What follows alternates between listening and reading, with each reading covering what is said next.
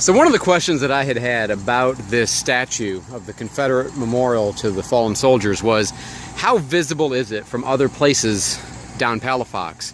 Here we are at Wright Street, and this is the site of the future Galvez Monument, and I'll tell you, I mean, you can see it above the tree canopy down there, but I've driven up and down here 1,000 times, and I had never noticed it above the trees, not even one single time.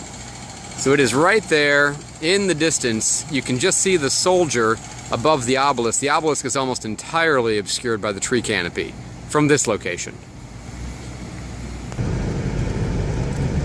So then as you actually head up Palafox from Wright Street, this is the view you're presented with. And the church is much more noticeable.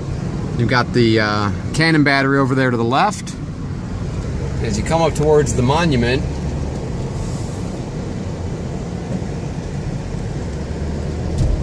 now there you can finally see it for a moment, totally revealed.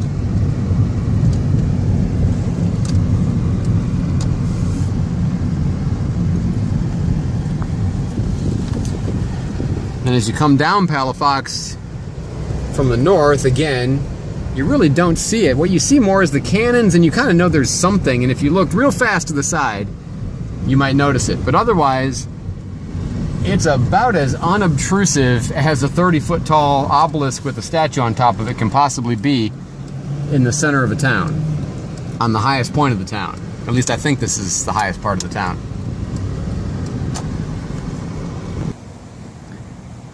So here at Gadsden and Palafox, we get out of the car and we look, there's a memorial to the original site of the Pensacola Junior College, now Pensacola State College.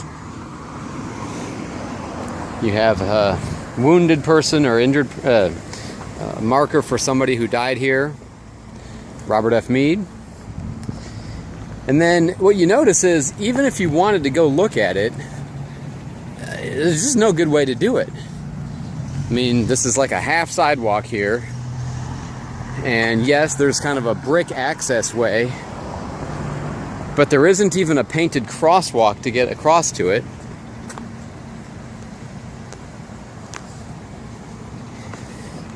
When you risk life crossing Palafox without a crosswalk, you come over here and you see the cannons around the square.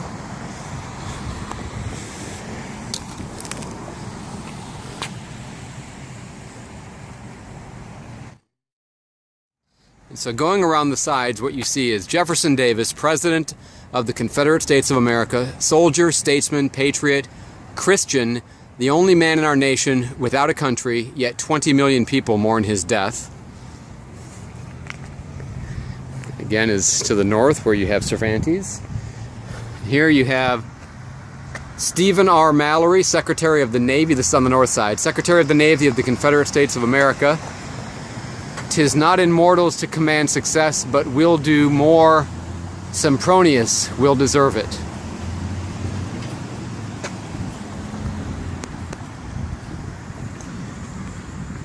And then on the west side, facing the Episcopal Day School, or part of Episcopal Day School, Edward Aylesworth Perry, Captain of the Pensacola Rifles, Colonel of the 2nd Florida Regiment, General of the Florida Brigade in the Army of Northern Virginia, among the first to volunteer in the defense of his adopted state, faithful in every position to which his merit advanced him. His life and deeds constitute his best monument. And then facing south, looking down over the city, you have the front of the actual statue, which is just about impossible to see from this vantage. AD 1861 to AD 1865, the uncrowned heroes of the Southern Confederacy, whose joy was to suffer and die for a cause they believed to be just. Their unchallenged devotion and matchless heroism shall continue to be the wonder and inspiration of the ages. And then below it just says, "Our Confederate dead." And as you see from here,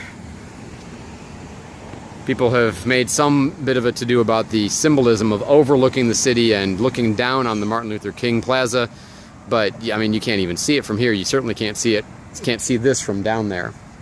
At least not when the foliage is out. Maybe in the winter when there's no leaves to interfere. And on four sides you have the cannons I mean, it really is a nice location. And that is the Lee Square Confederate Memorial.